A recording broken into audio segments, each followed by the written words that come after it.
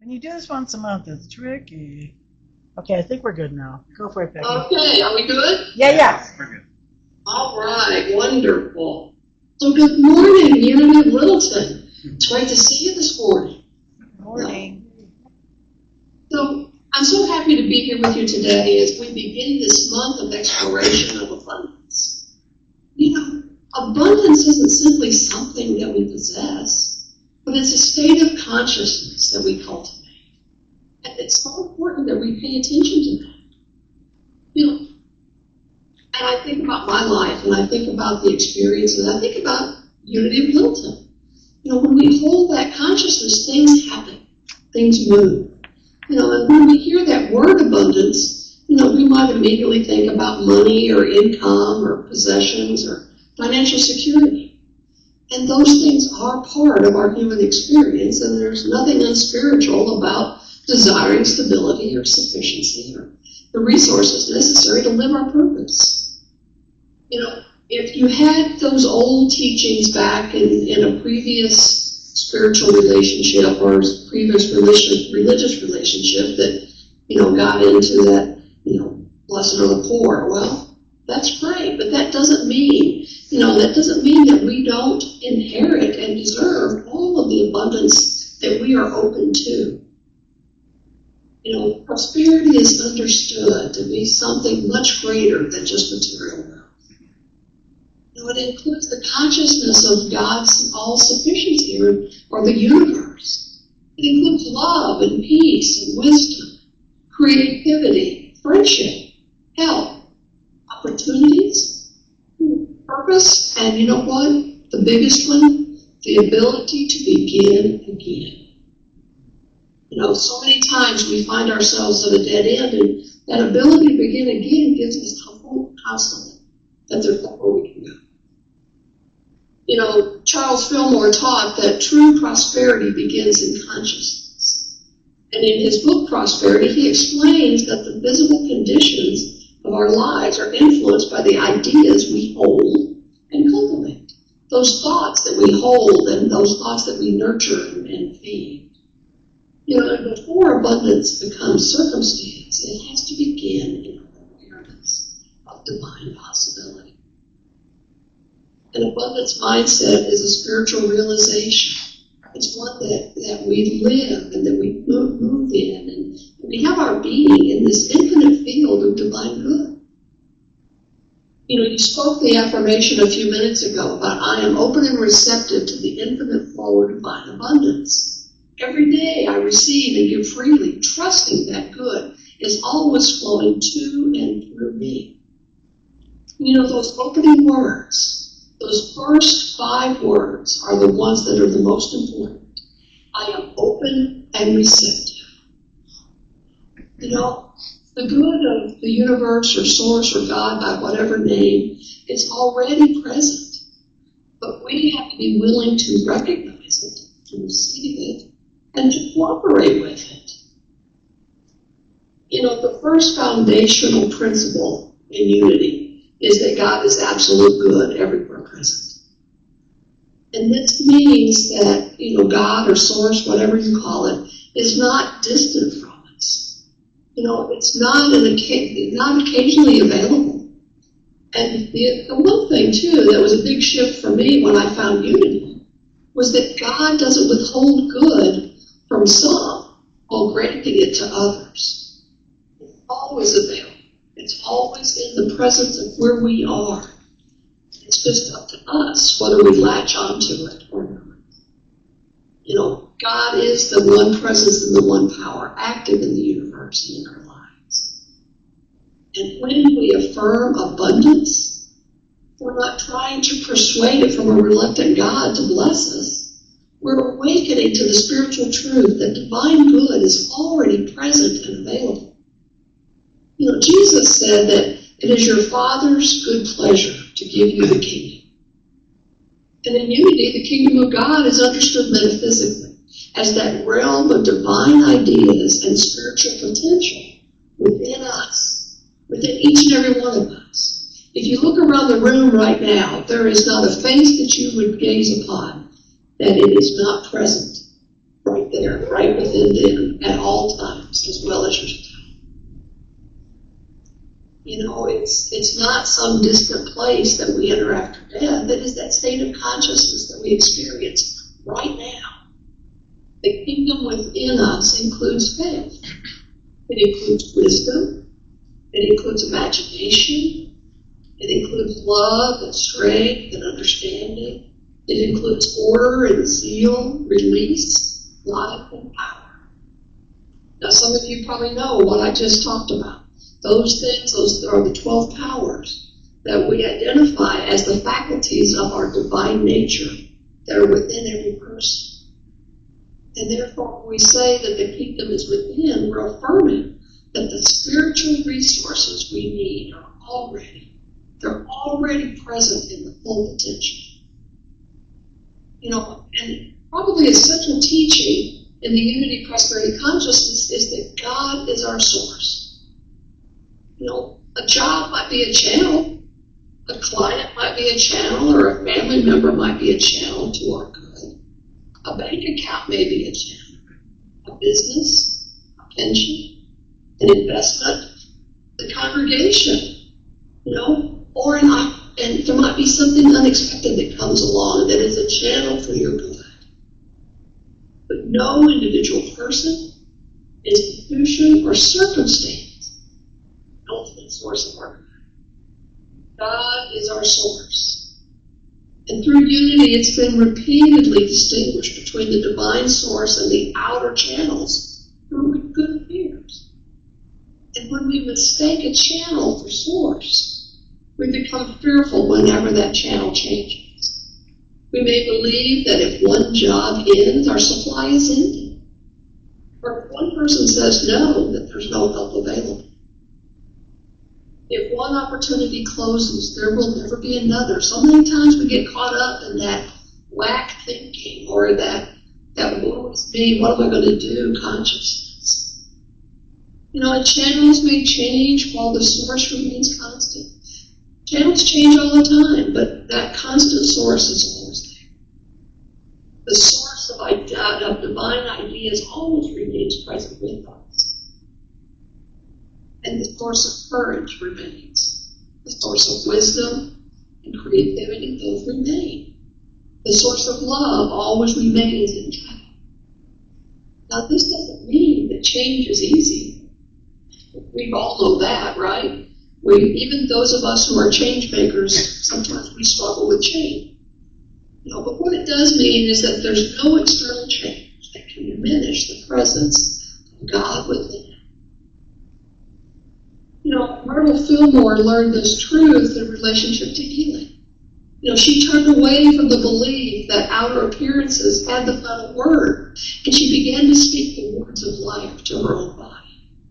She did not deny what she was experiencing, but she chose to affirm a deeper spiritual reality.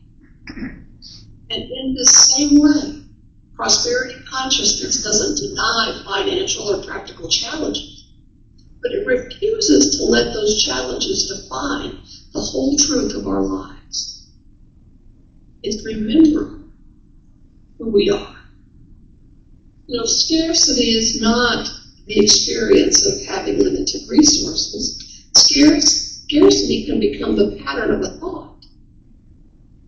Scarcity consciousness might say, there's never enough, or I'm going to miss my chance, or someone else's success means that there's not as much available for me. I have to hold so tightly to everything I have because it might get away from me. Or, I feel like I'm unsupported and I've been forgotten. But unity teaches that thoughts are formative. This doesn't mean that every difficult situation is caused by one isolated negative thought. But what it means is that the beliefs we constantly entertain influence what we notice, expect, choose, and express.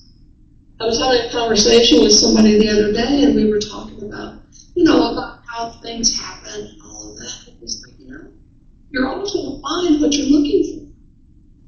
Exactly. So if you're looking to be broke, if you're looking to be unhappy, then that's what you're going to find.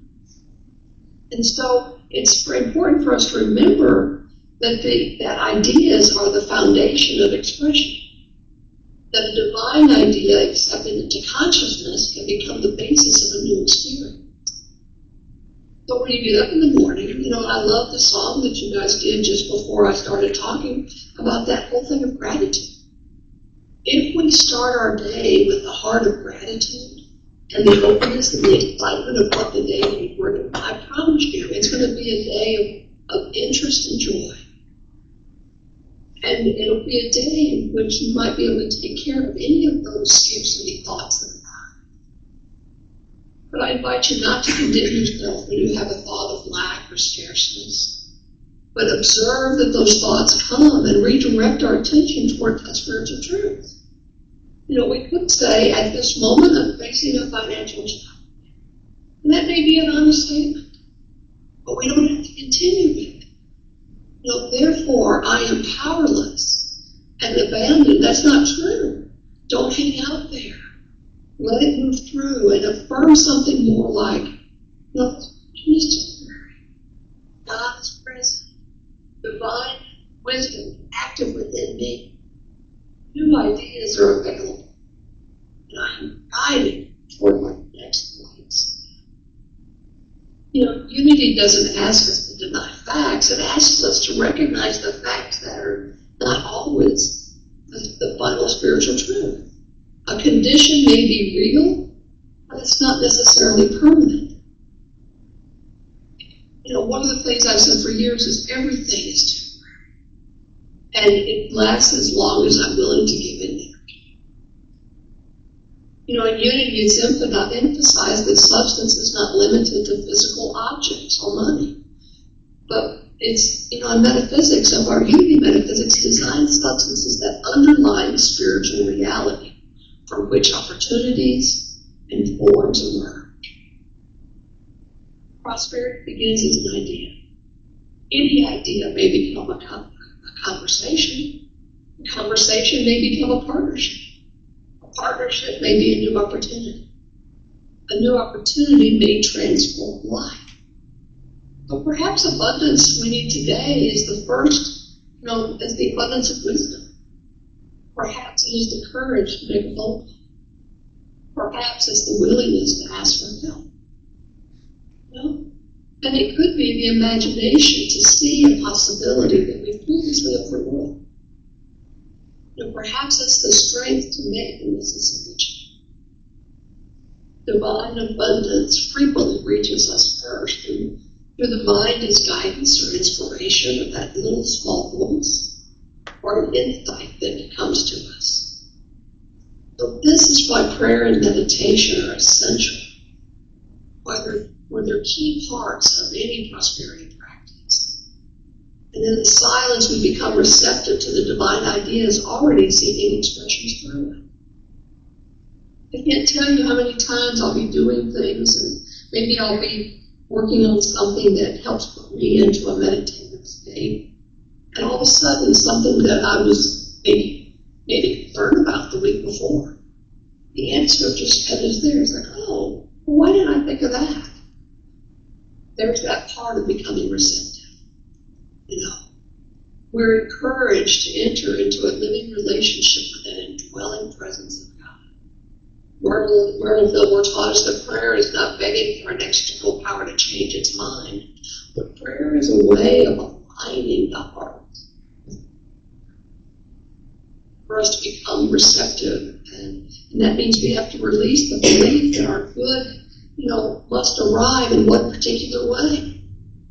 Sometimes we pray for an answer while seeking divine guidance, and it may not look like we expected it to.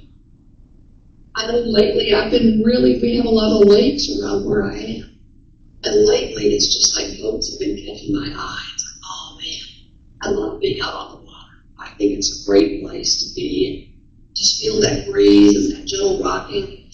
And I love to fish, so what better way to go fishing than on a boat?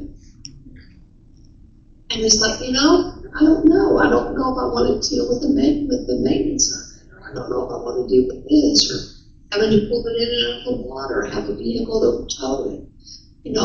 And so what I had to do was to be open to the fact that I could be out on a boat without having to open it. So what happened? All of a sudden, I found a place that does boat rentals. They'll rent pontoons, they'll rent fishing boats, whatever. And it's a reasonable rate. And I thought, okay. Well, guess what I did yesterday? You look sunburned. I got a little sun. We went fishing. We went out on a fishing boat and went fishing. We went out for like 5 hours yesterday afternoon in the sun. So I get to work and prosperity in the form of a sunburn. The good news is it doesn't hurt. So that's the great piece. But it's being open to the idea that whatever it is that our heart is desiring can come to us in so many ways. You know, I could have very easily said, oh, you know, I'm not going to think about reading a book because they're always so outrageous. I just don't want to invest that kind. You don't have to worry about it. They take care of everything. And all you do is get in and go. You know? So we'll be doing that again, for sure. You know? So, but it's to recognize that so many times we are limiting our good when we get too strict in what it's supposed to look like. You know, we pray for prosperity, but we believe that it must come through one particular job or come through this particular avenue. You know, we hold the consciousness of healing, but we imagine that there could only be one pathway. Well, don't be limiting. Just hold the energy of what it is that you desire. You know, we've talked about praying from that outcome, from the energy of it, and then just being open and receptive to how it may show up. I say, Spirit, I am open, and I release the attachment to any specific form. And I welcome divine ideas. I am willing to recognize the good in expected and unexpected ways. It doesn't mean that we abandon discernment. You know, we are taught to turn within to that divine presence and to listen for your guidance. And being receptive means being available to the divine direction and then acting upon that guidance with wisdom. You know, here's a big piece, and this has always been something, every time I've taught something around abundance or prosperity, this has always come up. And I would say in that room, most of you are going to have this experience. Many people are comfortable with giving, but they're uncomfortable with receiving. Many people gladly offer prayer, encouragement, support, time, resources. But yet when somebody offers something to them, they can refuse to know that's okay. I'm guilty. I do that. It's taken a long time and many, I guess, mind games as we play with ourselves to get us to that point of being open and receptive and not uncomfortable. So there's no reason to feel guilty if someone wants to share something with you. You know, sometimes that resistance grows from an unconscious belief that we're not perfect. But that second unity principle, it teaches us that every person is divine in essence, and that we are an expression of God. And that doesn't mean that the human personality is perfect. It means that our deepest identity and spirituality is sacred. Receiving graciously is one way of honoring that truth. Receiving is not selfish. Receiving allows another person to express generosity. If I say no to you when you're offering something to me, even if it's, let's go have a cup of coffee. You know, if I say no to that, then what I'm doing is I am blocking your flow of divine giving and receiving. You know, receiving keeps good in circulation. And receiving says that I recognize this blessing and I accept it with gratitude. You know, we're encouraged to speak lovingly and respectfully to ourselves. We understand that healing and wholeness requires us to stop condemning ourselves. And that same true prosperity. We cannot fully receive good while continuing to declare ourselves unworthy of it. We can practice by saying, I am a beloved expression of God. I am worthy of the Bible. I am open to serve. I receive good with gratitude and use it wisely. You know, gratitude is one of the most powerful practices of developing prosperity consciousness. Gratitude doesn't mean that everything is perfect. It means noticing the good that is present while remaining open to greater good. You know, we're taught that Thanksgiving is a spiritual force that helps us to recognize and to increase our awareness of God. And when we give thanks, we shift our attention. We move from asking only what's missing to asking what's already here. Maybe a friend who calls out of the blue, or a meal that nourishes us, a safe place to rest, a needed conversation, a new idea, a moment of beauty. You know, I'm discovering a different kind of beauty as I'm living now here in the upper Midwest, or Canada in the central part. But I'm discovering new beauty. I'm discovering that the clouds here are different. And I thought it was just my imagination. But we had some friends come last week, and when they got here, they said, these clouds are different. And I'm going, thank goodness, it wasn't just my imagination. But they're a different kind of beauty. The landscape is a different kind of beauty that I was accustomed to. And I'm learning to have gratitude for it. I'm learning to appreciate it. I'm learning to see it with new eyes. And you know, moving here was another piece of prosperity because it called forward the courage to begin something new again. You know, you're blessed to be in the presence of this community. These blessings may appear ordinary, but abundance is often hidden within the ordinary. Gratitude helps us see, you know, what maybe at some point fear causes to overlook.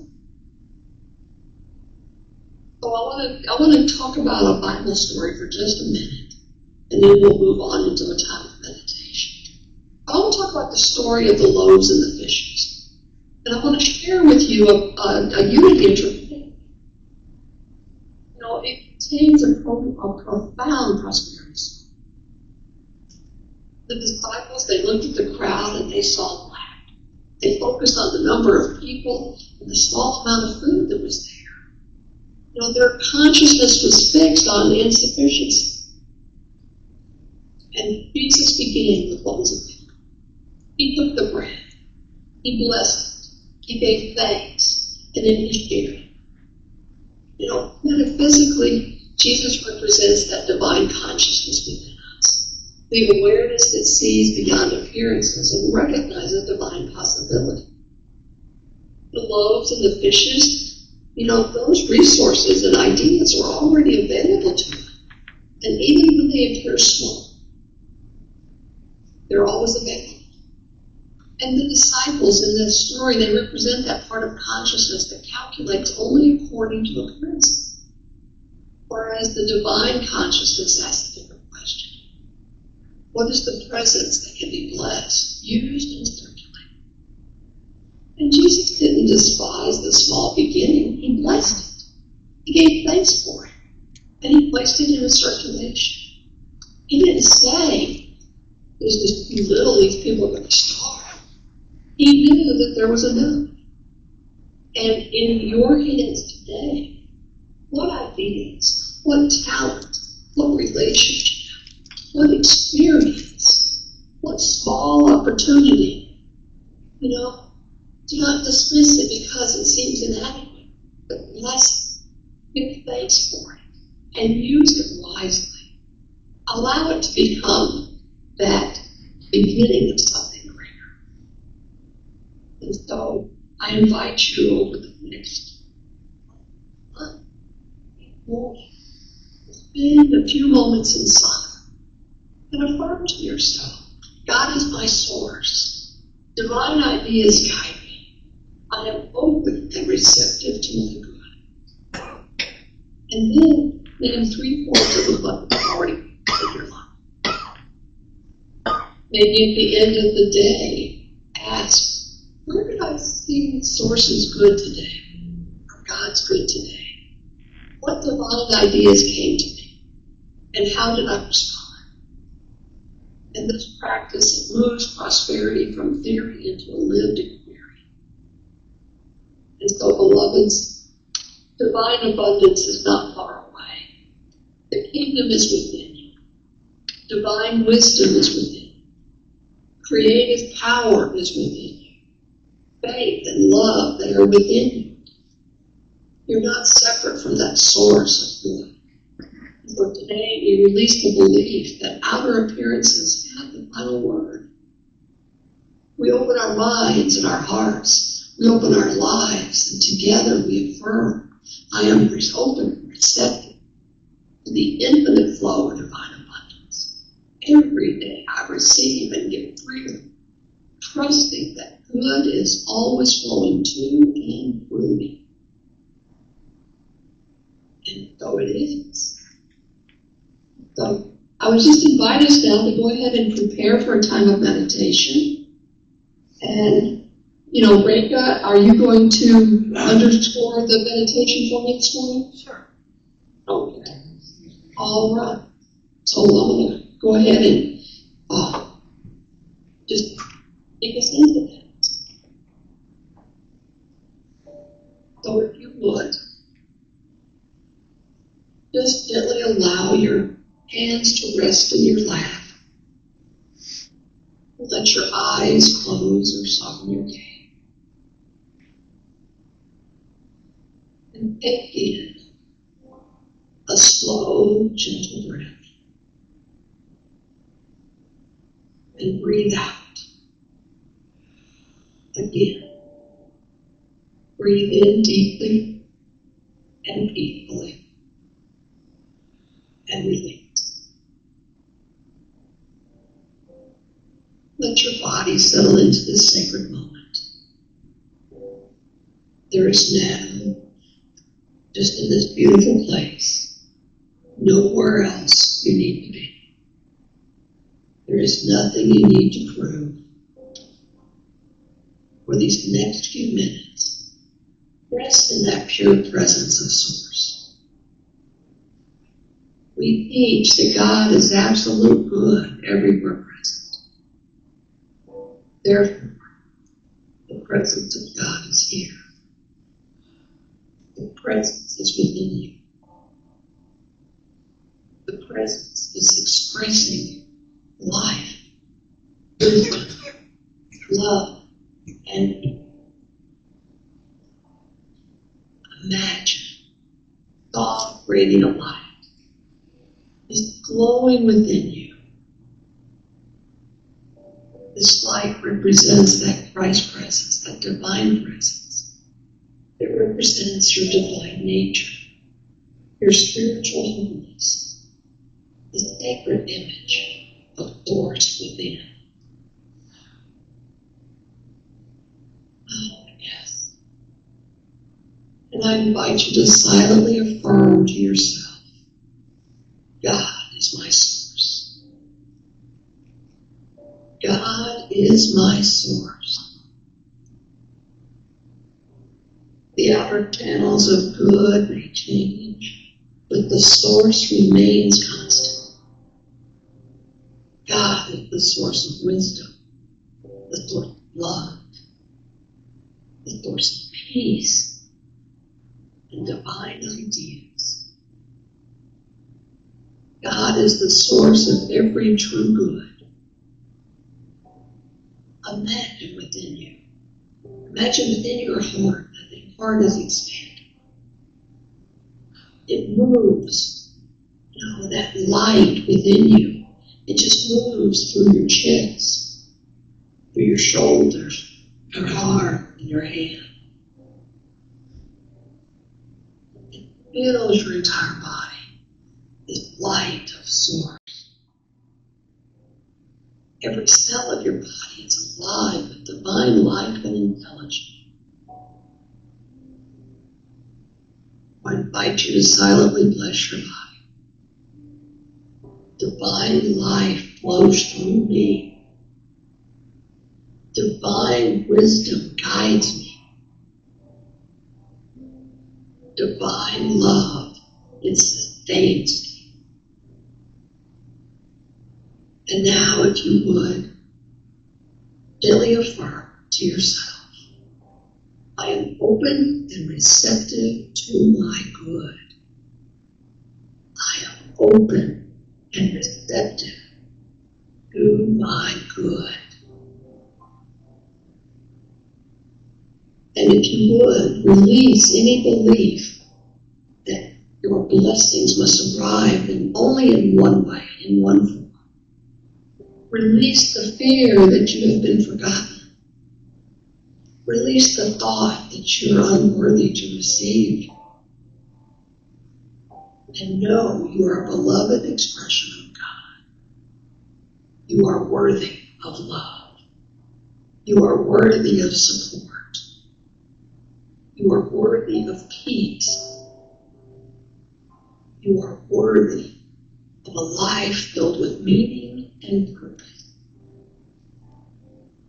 Imagine the hands of your heart opening. You're not grasping. You're not forcing. You are simply available.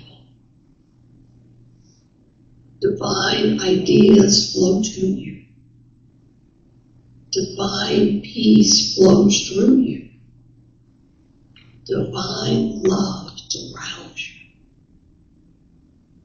And as we move into the silence, listen for that still, small voice. Into the silence. Into the silence.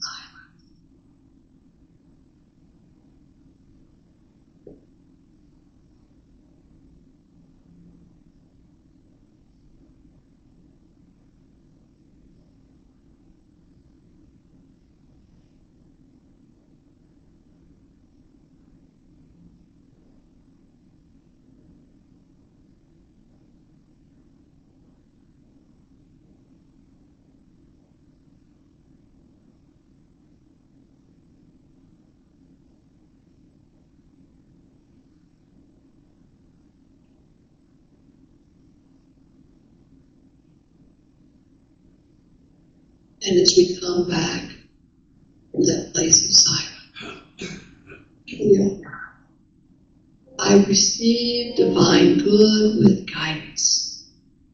I trust the Christ wisdom within me. I am guided. I am supported. And I am deeply blessed. And as we come back and end this time together, bring to mind one blessing already present in your life. See it clearly. Feel the gratitude. And whisper inwardly, thank you, Source. Thank you, Source. And allow that light within your heart just to shine outward. See it blessing your home and your loved ones. See it blessing this spiritual community. See it blessing the world. The good you receive becomes the good you can share.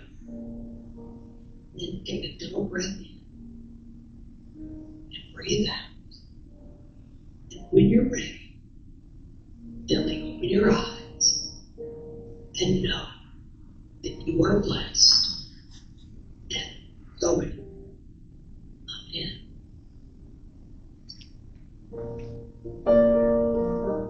Gratitude, gratitude behind me, gratitude to the left of me, gratitude to the right of me, gratitude above me, gratitude below me, gratitude within me, gratitude all around me. I'm so grateful. I'm so grateful. I'm so grateful. I'm I'm so grateful. I'm so grateful. I'm so grateful. I'm so grateful. I'm so grateful.